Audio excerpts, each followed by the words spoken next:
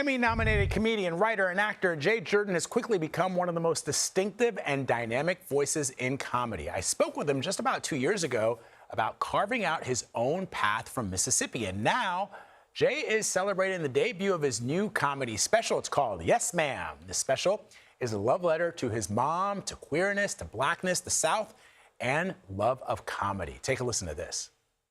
We can laugh at ugly men because ugly men still have proximity to power. We can't laugh at ugly women because ugly women don't exist, except for the one you're thinking of right now.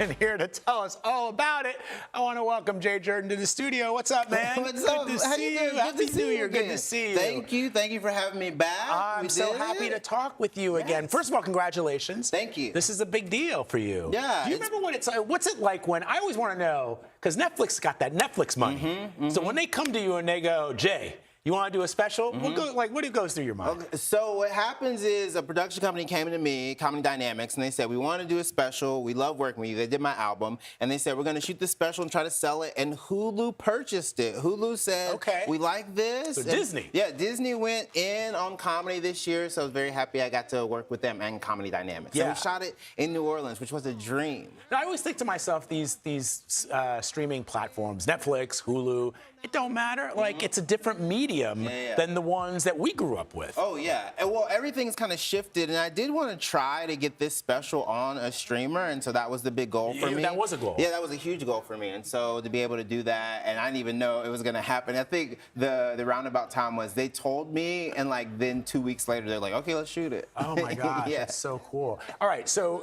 let's talk about the tour that you're headlining. Yes. What's that like for you? The tour is called Nothing Special because it's nothing special. Also, it's nothing from the special. I'm doing a completely different hour. Oh. Yeah, so if you've seen the special, you can still come see me. Okay. Yeah, so I like to give people their money's worth. All right, I want to play a little bit of what is on the Nothing Special tour. We've got a clip of some of the antics that you've been up to. Let me share this with our viewers. I'm from Mississippi, yeah.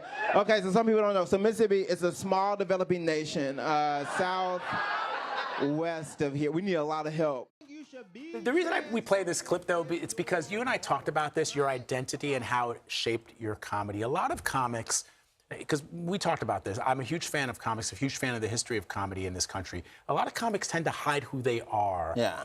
The persona on stage, you think that you know them, you think that they're kind of approachable, but sometimes these dudes are dark, or these women, they're like, but you are sort of upfront and out there with everything, all that you are, not just your queerness, but where you're from, your family. Yeah. Like, talk to me about what that's like. So I always wanted to be an open book on stage. I grew up acting, and acting is kind of diving into a character and becoming that character. And comedy for me was kind of the opposite. There are elements of acting, and my theater training did help me, but I wanted to be an open book. I wanted to be as honest, as forthcoming, as explicit, and as kind of candid as possible when I'm on stage. So being queer, being from the South, being black, that cool matrix of things, that helped me. Every time I got on stage, I was going to talk about Mississippi, I was going to talk about being black, or talk about being queer, and sometimes talk about my family.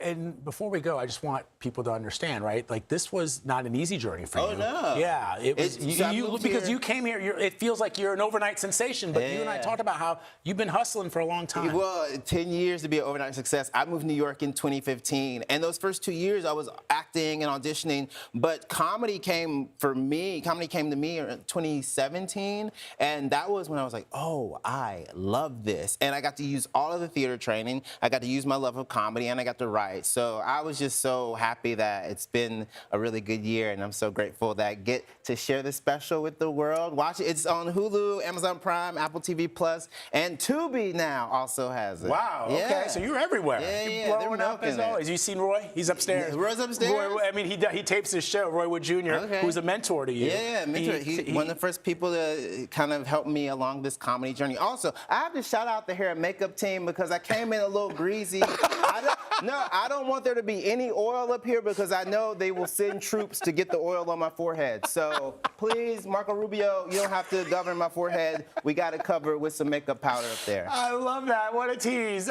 Jay Jurden, always good to see you, my brother. Thank you very much.